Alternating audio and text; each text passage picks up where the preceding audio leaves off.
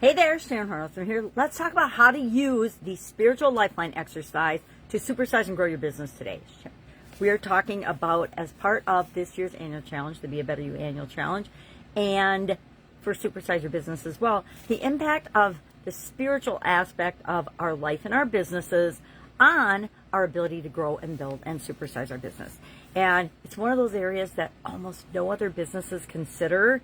Therefore, it gives you a competitive advantage because it allows you to attract the people that you most want to be doing business with, the people that have the same spiritual approach to business and life that you and your organization does. Each of our organizations are living, breathing entities, just like we as human beings are. Not quite the same, because it's a bunch of human beings all coming together to create something in the world, not just one of us. And so there's a synergy that happens when we actually understand and choose to show who we really are as an organization, who we really are as a business, and who we really are as an individual within that business, and the cog that we are, the part that we play to bring everything together to make that business grow and build and supersize.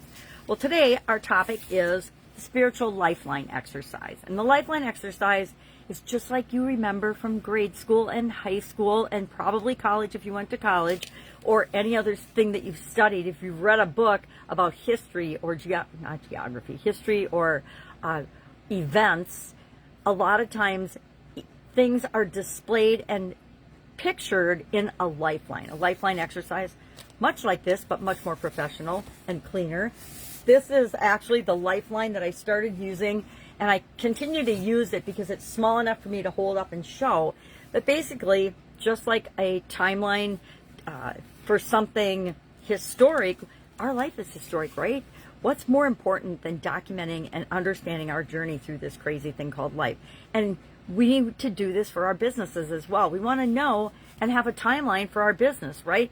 When did we get the idea for our business? When and how did we go about launching it? What key events and experiences have happened that have impacted our business, our growth, our culture, etc.? Just like we do for our personal life. This is my personal one because I've used it for the challenges for going on 6 years now. And I was born in 1960. Yes, 1960. I am 65 years old. So we put the year we're born, or we put the year that we started our business, or if you want, the year you got the idea for your business. Because that's kind of educational for us as well. If I got the idea for my business when I was 18 years old, and I didn't start it till I was 40, that might be important, right? What happened between 18 and 40 that I waited to start my business, etc.? It depends what's important to you. And I'm doing something a little different today. I'm asking you to identify the top 3 high experiences with respect to spiritual impact on your business and the top 3 lowest experiences or events from your business experiences or your business so far, because we can only do up till right now, right? So the top 3 high or positive in my mind, or beneficial, and the top 3 low. Why? Because then we don't have to look at everything. I challenge you to do a timeline that has lots and lots of experiences on it, and then think about the impact that it had on every area and aspect of your life, not just spiritual. If you've never done this exercise, so powerful for increasing your organizational self-awareness, understanding more about your culture, more about your history, and then sharing that with other people, because there might be one little kernel in there that attracts the ideal people that you want to do business with, that you want to be a part of your business, that you want being a part of helping you grow and build and supersize your business. So it always helps to be self-reflective for our businesses and for our lives. So that's what we're doing today. We're doing our own timeline, our own lifeline for our business, our own time. You can call it a timeline for your business. I guess it's more of a business timeline than it is a lifeline. But I call it the lifeline exercise. And then just graph on there key events. You can see some of the key events that I've graphed on mine. And then ask yourself, I like to, and you can see I did on this, list all the different areas and then graph the highs and lows. I usually use a different color. I have a big version of this. I have a trifold project board that I actually do this on now. And I've done it for, since 2020. So this is my 6th year. So I just now am reviewing it and updating it and adding more things.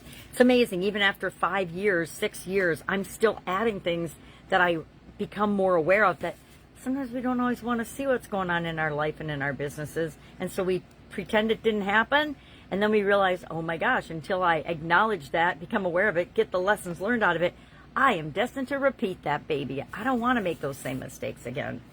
That's one of the things I think is so powerful about this exercise. It helps us to look at the things that have benefited us and that are wins and that are positive for us, and so we can build on those. But it also helps us to look at the things that didn't work out and just say, well, I tried that, didn't work out, what's next? Gives us more resilience and consistency.